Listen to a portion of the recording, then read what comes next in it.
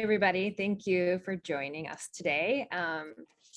It's great to be here, and I already kind of shared this with Lisa. I'm a much prefer a conversation and open sort of forum when talking about teaching and learning. So that's kind of where we're going. But I do have just a little bit of, I'm going to share a slideshow just to throw out some tips and ideas to get us started. I'm not going to go super deep into anything in particular because I really want to engage with all of you and have that lead coming from all of you and what you're looking for and wanting to learn more about. So I'm just going to start with a little bit of a mini presentation, and then we can stop me at any point when if you want me to go deeper on something I bring up, or we can just come back to it or add something that is coming to your mind. So I'm going to go ahead and share my screen. Let's see here.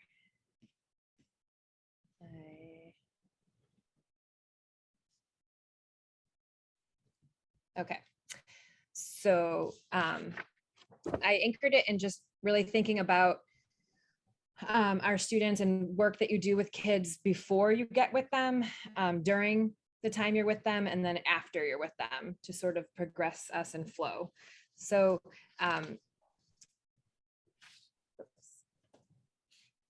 before you are working with students, specifically English learners, you want to ask some questions, either to help yourself get into the mindset or in addition to speaking with a classroom teacher about the student that you're going to work with. And one of the biggest questions that I think is important to ask is, what does this student need the most practice with? We often tend to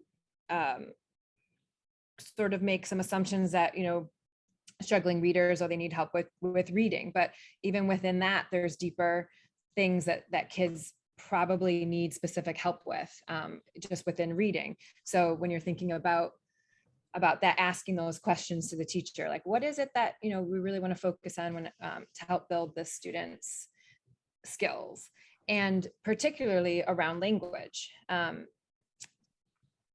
Oftentimes, and I'm guilty of this as well when I was a classroom teacher, it's pretty easy you have so many things that you're managing and so many things that you're organizing, and you have assessments or don't have assessments. And one of the things that we sometimes overlook is actually the language level of our students, and what does that look like? What do we know about their language level? And in language, we're talking about 4 domains. We're talking about listening, we're talking about speaking, we're also talking about reading and writing. And listening and speaking are really the foundations of language acquisition. So those are the building blocks to develop as a fluent, proficient language speaker and reader and writer. So some of the things that can really support your students in coming to meet with them are using visuals. So visuals and sentence frames. Those are 2 really great supports and scaffolds that you can have ready to use to talk about things with kids, to build their background knowledge, to connect with the text that you're reading with them, or whatever content that you're working on with them. And any other questions that you might want to have for the classroom teacher that will help build your relationship with the student that you can be aware of, going into it. In terms of visuals, I tend to, there are packs of things. Real photos are the best visuals that you can use when you're working with students.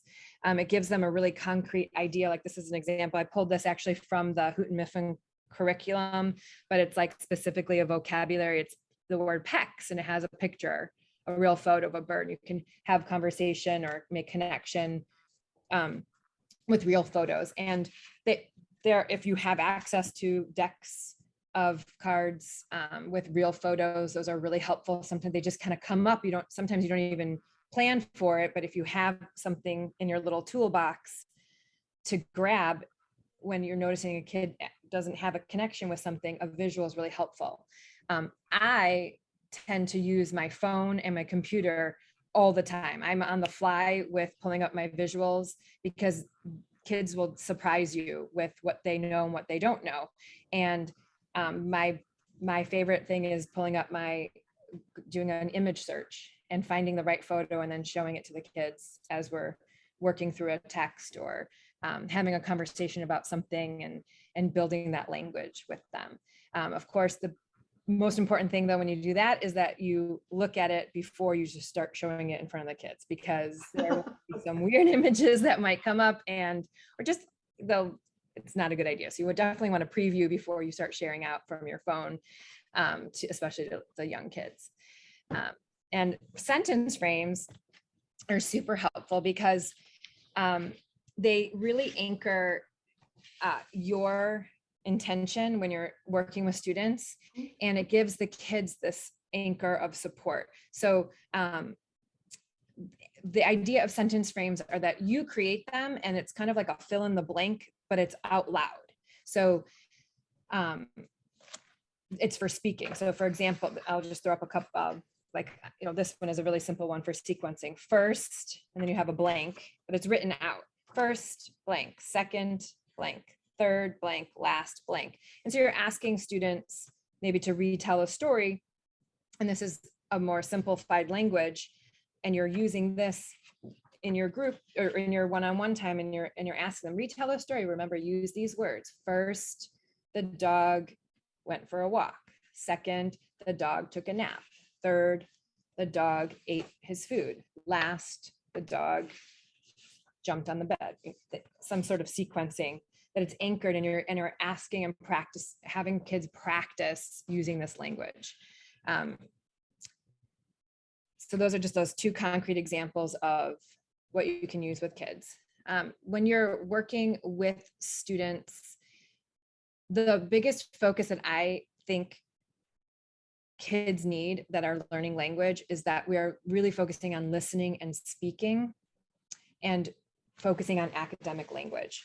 And what often happens if you haven't worked a ton in the classroom, or even as a classroom teacher, this happens a lot. We make a lot of assumptions around kids and what language they know and what they don't know, especially for our language learners. We could hear kids talking a ton with each other, with their peers on the playground, and it sounds like, oh, they totally speak English, they get it. So when it comes to the academic pieces, it's surprising to see some of these gaps. And it's an assumption that we tend to make, and it's really important to kind of recognize that there's a really big difference between social language and academic language. And social language comes a lot faster and a lot quicker for kids that are learning language. It's more comfortable, and they practice it a lot more, and it's in a context that is less stressful, to be honest. And it's different language. But academic language is really the goal of school. Our school goals are to teach kids academic language and to be able to hear it and understand it, to speak it, to really get it in and out of their mouth, to read it and understand it, and then to be able to write it. And that is a huge part of working with language learners, is focusing on that academic language and not making assumptions of assuming that they know something that they actually might not know. And so focusing on the listening and speaking skills are a huge benefit to English learners. And, using your visuals and to build vocabulary, to make connections, using gestures, which would be like, we call it TPR, which is short for total physical response. So getting their bodies moving. An example of that would be like when I work with my younger students who are still working on their vowel sounds, I have a gesture for each of the short vowel sounds. So for example, the apple, we take an apple, and the short A is apple, and we're eating our apple. Or I'd like to use a lot of prepositions with my English learners. So because that's one of the challenges of learning all those prepositions. So we push ourselves in, and every time we're practicing that, we're using the gesture with it, and that makes a huge difference for kids. My favorite is the short O is octopus, and we become octopus. And even with my 4th and 5th graders that are second year newcomers or third year newcomers, or kids that are struggling with these foundational skills, they'll still see them in my group, and I'll say, wait, what vowel sound do you hear? And I start to go, and they're like, ah, they're doing it. So it's really a huge connection for them, those gestures. And then choosing literature, or if you're doing reading with kids, just choosing literature or informational text that is interesting is a huge piece in engagement and getting kids talking and listening. And then you can go from there with pulling out some more visuals to connect with that. And then after your work with the student is really all about reflecting on your observations so that you can think ahead to what you want to build on for the next time. So for example, going back to these sentence frames, this one I started with, this would be like a retell. This is sequencing. So if you're reading a story with a student and you want them to retell, and you're helping them to practice this language of sequence, first, second, third, last. This would be more of like an emerging beginning level language to use. And as you recognize, maybe this is really easy for them, or this is coming very naturally for them, or this is hard for them. This is what you want to either stay in or move on from. Now, the same concept, the same sequencing concept can then just be pushed a little higher. You can go, instead of having first, second, third, last, you can build language, and it's still retelling and sequencing, but your first sentence is in the beginning, and they have to finish that, but they're, in your practicing, they're saying these complete sentences, and you're really giving them this support that it's intact, it's written out, and you're saying it with them in the beginning. You can do it chorally, and then they're finishing that sentence, but it's a complete sentence. Then after that, finally. So you can see that there's a language progression from this emerging beginning language into more of emerging bridging language.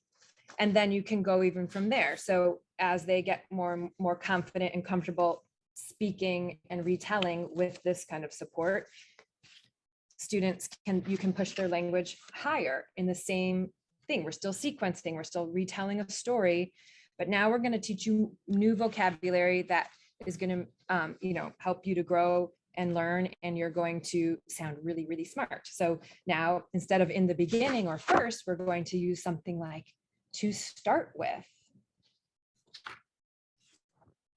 soon after, later on, that was followed by, and ultimately. So we just moved the words from last to finally to ultimately. You can see this progression of language.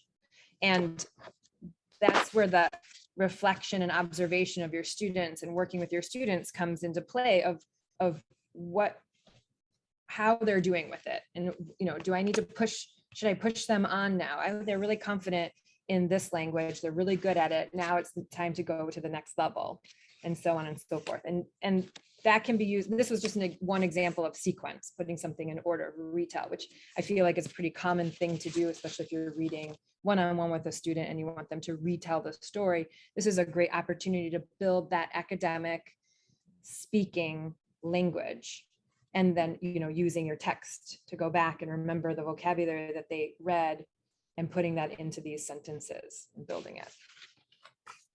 Okay, so that is my sort of 5 cents on what would be helpful to think about when you're working with language learners, and a few scaffolds and supports to bring to the table. And I really would love to hear from all of you, because you have a lot of experience working with students. What's working for you, things that you want to share, what are your challenges, and any other things that you want to bring up, and we can just kind of have this conversation going forward. Could you run through that sequencing again? Sure. I didn't get it all. I'm in kindergarten, but I also have a 3rd grader, a 4th grader, and 2 5th graders that I work with one-on-one. Mm-hmm. And that would be enormously helpful.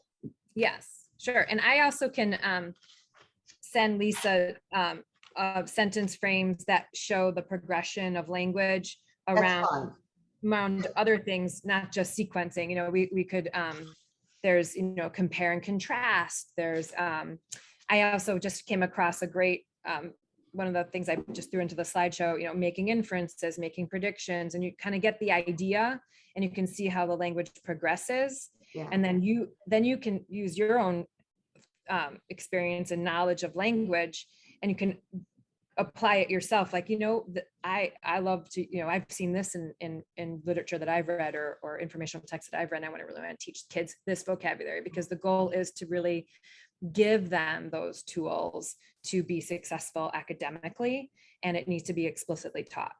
So for example, let's go back to this one. So if you're a beginning emerging language student and you're retelling a story, you're going to really stick to these simple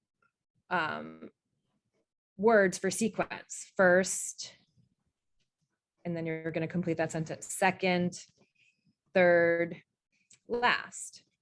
And then from there, it can grow into changing the word first to in the beginning.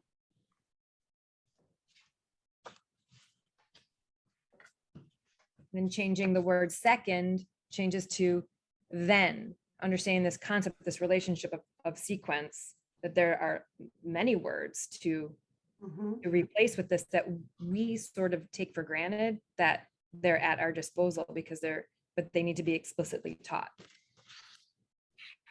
Instead of third, you would say, you know, after that. These are transition words, you know, that you could use, and this is growing their vocabulary. After that, and then instead of saying last, still, there's nothing wrong with last. Sometimes you throw in a last anyway, but you want to give them this opportunity to hey, finally is the same as last. It means the same thing, but now you've got this another word in your pocket, and and I bet you've read this. You know, have you ever come across this word? And they're going to come across, hey, I know that word. I've said that word.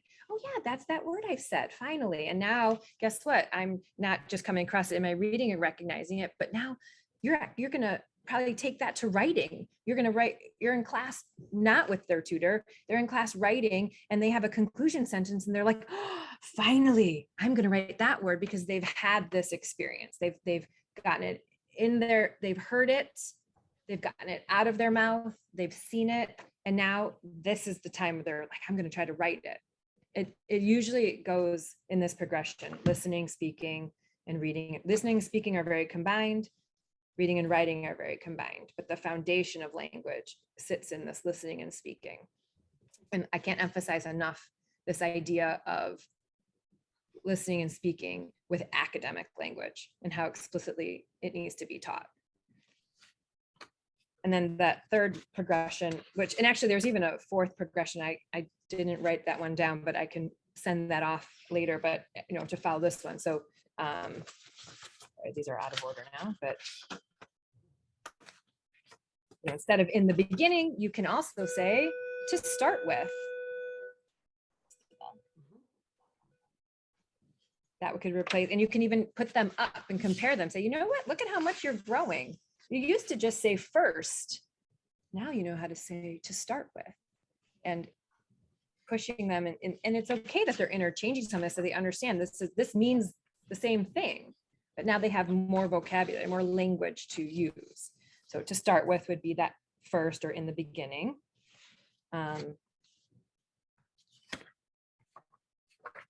Soon after would be the equivalent to second or then.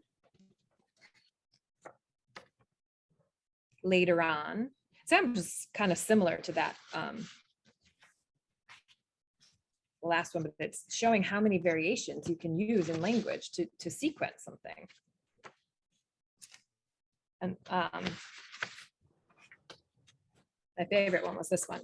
That was followed by, I mean, could you imagine if you can get your kids talking like this? Like, that's amazing. And that's what they need, you know, to be successful, to become fully proficient and to access text as they get older, and to be able to write and to take these standardized tests they take, this is the kind of language that we want them comfortable with. And then ultimately,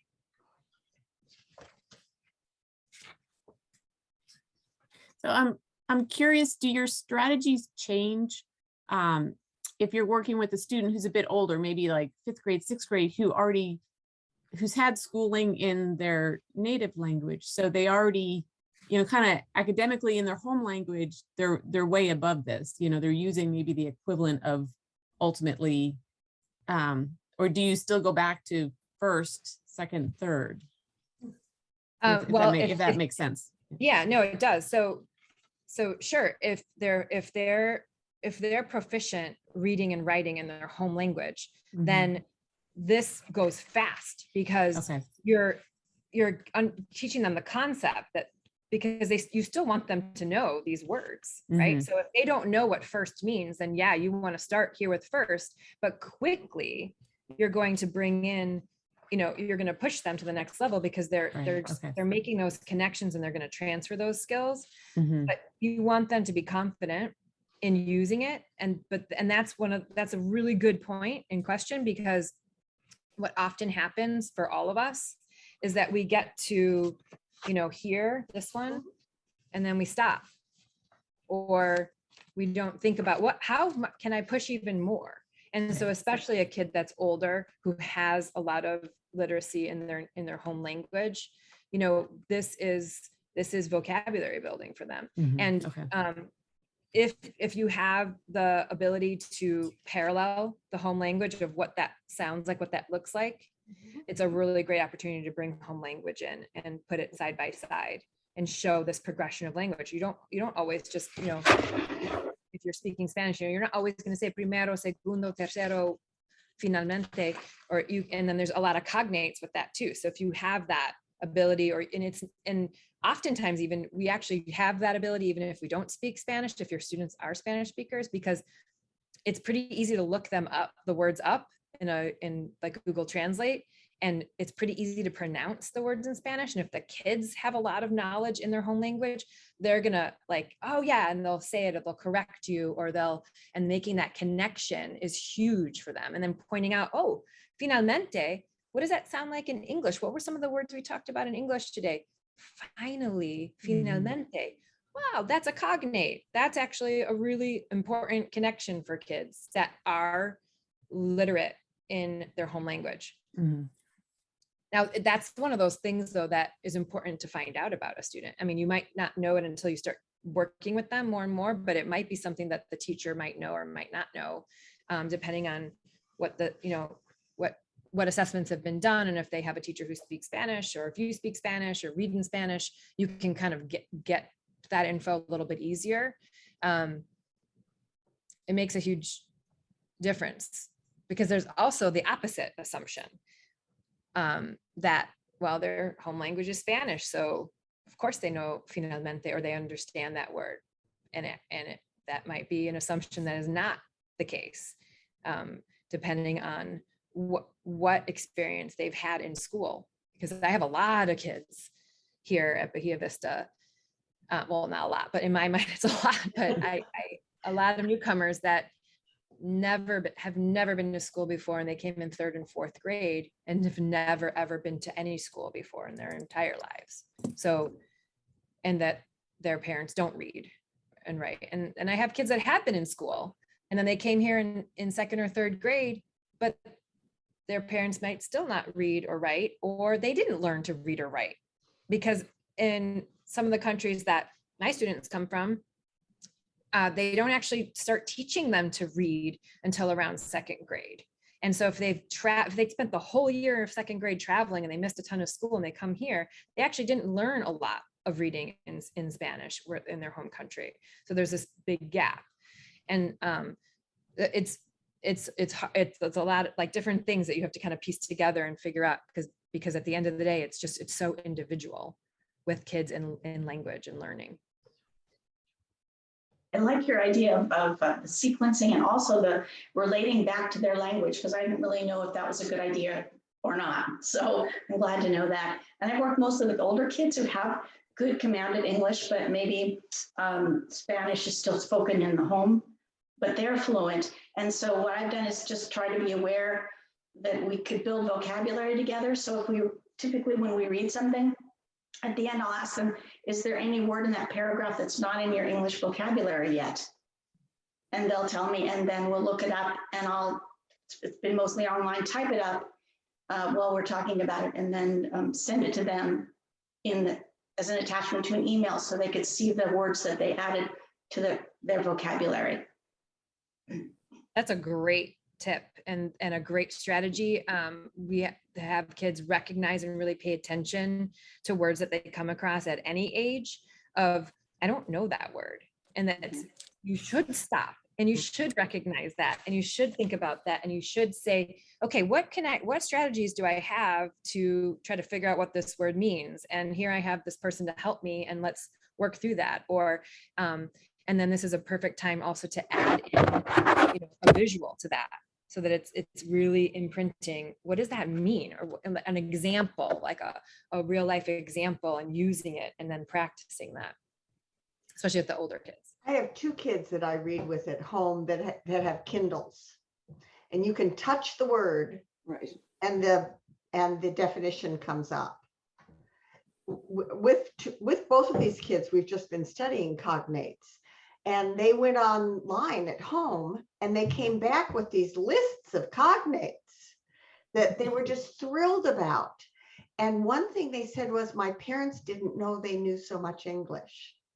That is the best story ever, because that is the gift of this connection between just because our school and our environment, our academics are in English doesn't mean that they don't know anything, even if they're learning English. Like, they have so much to bring, and even parents don't realize how much they have to bring to the table and to as part of their learning experience with their kids and students in the classroom. And that's a really important thing to recognize and kind of build up in our students, that sort of flipping this sort of role of like this dominant language being like, you're trying to reach it, but you actually have a ton that you come with, and the idea of using what you have to overcome your challenges. That's like the message. I mean, that's what I try to, even with my own kids, like that's the message that I try to bring with them with lots of things in life. So language is a huge thing. And I'm always emphasizing with kids, you're way smarter than the kids that don't speak 2 languages, because your brain. I always tell Exactly. the kids that speak 2 languages, I said, your brain will always be better than other people's. Yeah. Which is true. It is Susan, true. did you have something you wanted to say? I have a question. I have some struggling readers who are Spanish speaking, and I know that their tenses, I don't know much about Spanish, but I know the tenses are different. And I'm trying to help them learn to see the piece of the word they recognize. So like, all these kids know the word play, but if it has ing on the end, they don't recognize it. If it has ed on the end, they don't recognize it. How can I help them understand and look at a word and see if there's a piece of the word they already know, and what to do with the changed tense? And I'm just like struggling with this. Well, I think it's amazing that even if you're struggling with that, like, you clearly know exactly what they're struggling with, and you explained it so well. You're talking about word endings and how Right. the word endings change the meaning of the same word. And so really what you need to do is explicitly teach how in English and in Spanish, there are word endings. So here's the word by itself, make a list of words, basically. Okay. And have some visuals to go with it, and have the word, play and a picture of play, and have the word build and a picture of something being built. And then you have your endings. So you're going to have your ed endings, your ing endings. And if it's tense, if you're talking about like past and current, Right. and you want to focus on those two endings, then you have to explicitly teach that we have endings that now change the meaning of the word. And so now you have them separate. You have the ed separate. You can use exactly the same kind of idea, either a card, like a index card or a sentence strip, and you take the word play, and then you have ed in maybe a different color and it's separate. And then you're like, now you move it on to that end of that word. And now you have played. And now you're going to use that in a sentence. So first I play at the park. Now we're going to make it to push the ed up to it. Now we have played. I played at the park yesterday. It's a gesture, yesterday, or here if you wanted to do the ing, you slide up, you focus on the word play, and now you slide up your ing. Now we have playing. Really have to explicitly teach. Whenever you see ing, that's ing, and that's going to go at the end of a word. Oh, I've spent what feels like hours with ing. Yeah. Doesn't So maybe just that manipulation of it, and then having that sentence, I am playing, like right now. I'm playing right now, not yesterday, not tomorrow. I am playing right now, and then, practicing that, like with actually having the root word separate from the ending and moving it. And then you can say, thank you. Build. The same thing, ed, not build, wouldn't work with ed, but ing, you put that on the other word. And so they can see like, oh, this ending stays together. It can be put on all these different words. Might try that. Does anyone else have any like that? Maybe someone else wants to share out a tip on that one. So I have a little different question. Tips for, I'll go back. I love your emphasis on speaking and listening to start. Any tips if you have a student who is a reluctant speaker, contributor, especially if you yourself don't know much or any of their home language?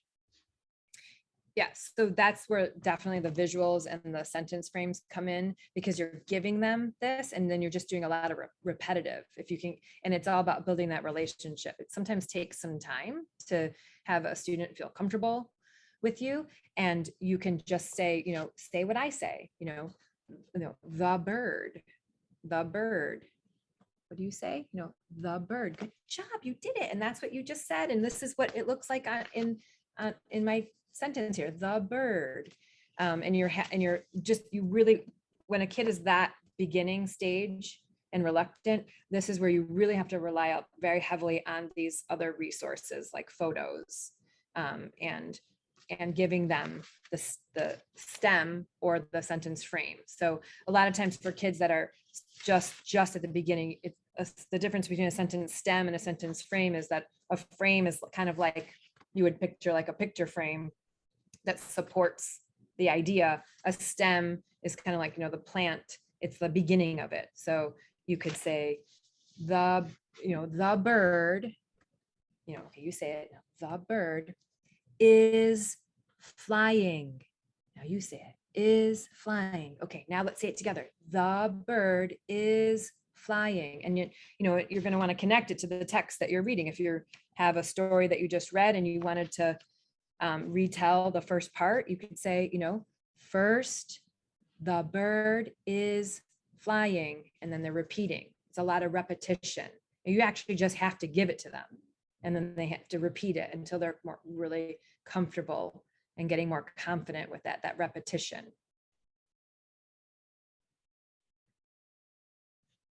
Keep using the same picture. I don't know why. It was on the top of the deck, so.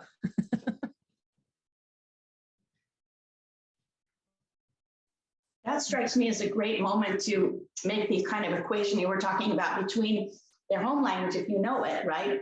Because in Spanish, volar, volando. In English, fly, flying. Exactly. Right. Yeah. There are a lot, because most things are the same in Spanish, and like rule wise.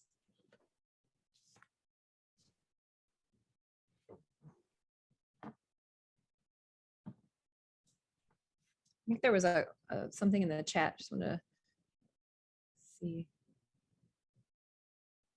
Correcting students to say, I get it. There was a question, what is your strategy with correcting students? For example, if they say, I get it, a present for my mother this weekend. Okay, that's a great question. So you can do it really naturally. You can, that's a great observation. So that's what you want to kind of like put in your pocket. Okay, this talking about verb tenses and irregular verbs, like, oh, they don't have that yet, but they're trying, right? So a great way is just to repeat back to them what you heard them say. Oh, did you say you got a present, for your mom this weekend? But you don't want to call them out and say, that's not how you say it. You say, I got a present this weekend. Or you don't want to be too direct. You want to make it as natural as you can by repeating what they said to you with the correct wording. And then also the key to that is building on to that. So if you said, oh, you got your mom a present this weekend, what did you get her? So it becomes a lot more natural then around, you made the correction, they heard it, and now you're continuing to build into your conversation and get them to talk even more.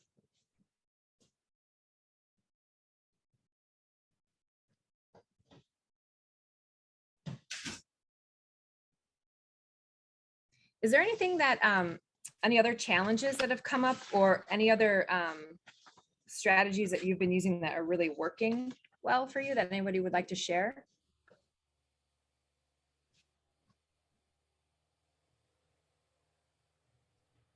I've been doing some, I don't know what this is called. I just call it like co-reading, and we have a book, and this is with kindergartners, and I stop at the sight words and put my finger on it and have them say it. And is that an okay thing to do?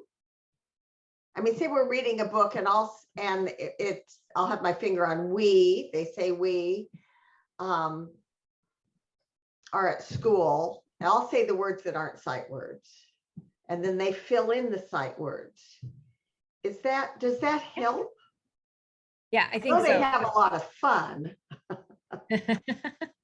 Yeah, I think it's a great fun way to practice sight words, because at kindergarten and first grade, that's a huge part of their reading development, is just being able to recognize and read sight words. So a lot of my kids, school's almost over and they don't know their sight words. How much are they expected to know by first grade? they have different lists for kindergarten, and then they have a first grade list and they have a second grade list. So, and they should know all their kindergarten ones by the time June gets here. Yeah, that's the goal. That is the goal. Yeah. Okay. Yeah. So anything that you can do to encourage it and practice that is a huge benefit for them. What's the best way to have them remember what's the best technique for sight words? For sight words, I mean, there's a lot of different ways, but a lot of people use like see it, say it, spell it, and then touch it. Yeah. So see it, Do we, okay, say it with me, we. Now spell it, we say it out loud, W-E. And now we're going to touch it. So there's different ways you can touch it. Like it has to kind of be tactile. And so if so like one teacher was like, I just have them draw it on the carpet because they can really feel the rug, and then they can still feel it in their finger. Another teacher this morning even was sharing that she had bought those plastic craft, they're like kind of like weaving boards that have like they're like grids, but they're plastic, and you can put that underneath the paper, and then the kids can use a crayon and write the sight word, so it creates a bumpy word, and then they can go back and they can touch it and feel it. So they're writing it, and then they've created this tactile word that now they can go back. Someone just shared that this morning. I thought that was amazing. It was brilliant. I guess I have kids write with is chalk. how long, I'm sorry. I have kids write with chalk on a chalkboard.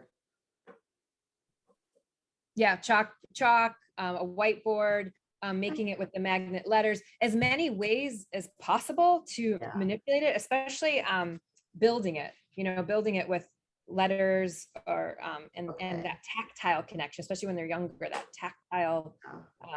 Pretty much doing that. I guess what my question really is if we do all of those things, say for the kid I will work with today, when I saw her 2 days ago, we did the word can, and her teacher's given me the sight word she doesn't know. So we're working on can, and we wrote it and we built it, and we did it in a workbook. She did it 20 times and said it each time. We did it in sentences. We wrote it on the Band-Aid on her knee. And then she can't remember it. So what time frame am I expecting too much? In one day, yeah. I think it's spreading it. I mean, hopefully, ideally, she learns, if you're focusing in on only a couple of words, Yeah. That 5 days, at the end of 5 days, the goal would be for her to know those 3 words.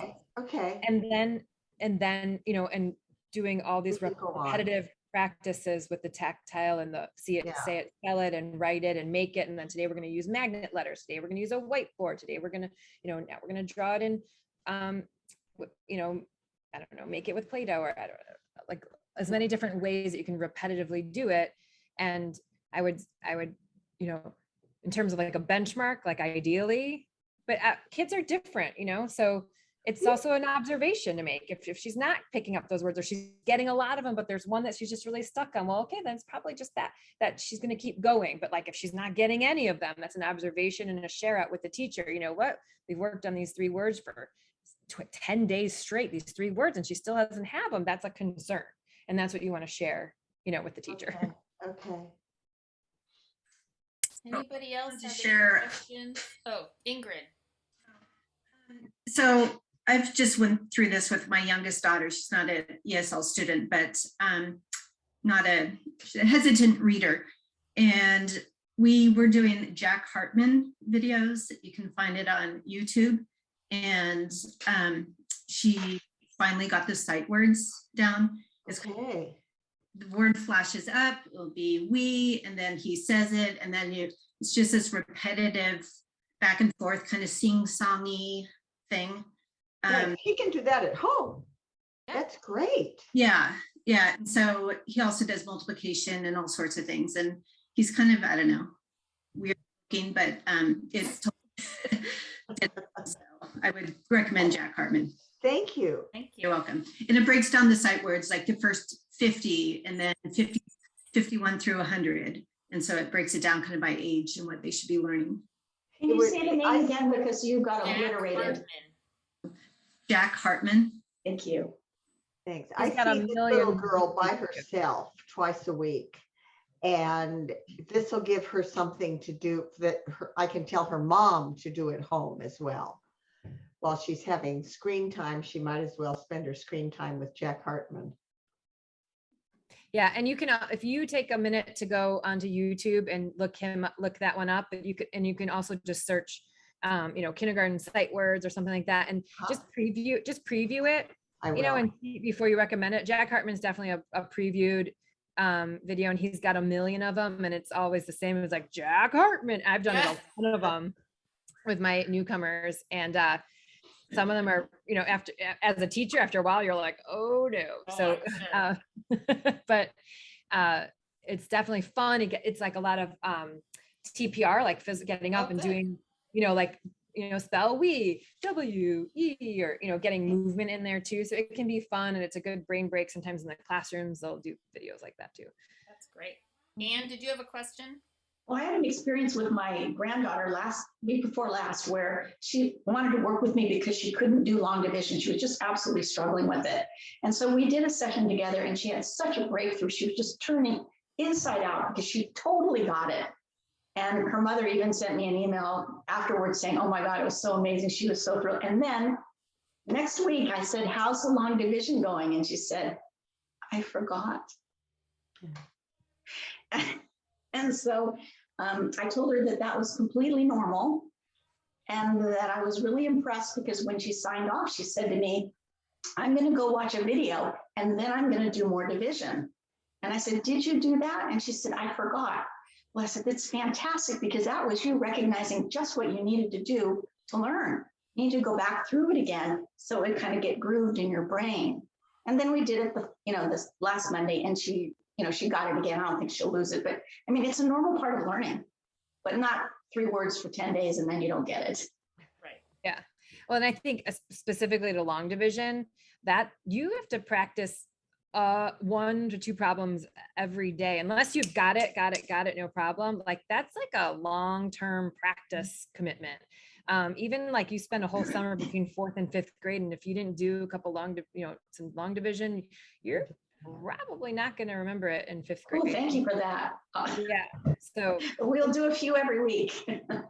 some kids are different. Some kids are like, oh, I got it, and they can, no problem. But I know a lot of kids that it's like, you got to do 1 problem a day. That's a great, thank you for that. Does It's anybody also have a one wonderful last- example of how insight is never enough, right? Right. Never enough. I think we have time for one more. Judy, do you want to say something? I do have a question, but if someone else would like to go. No, go ahead. Okay.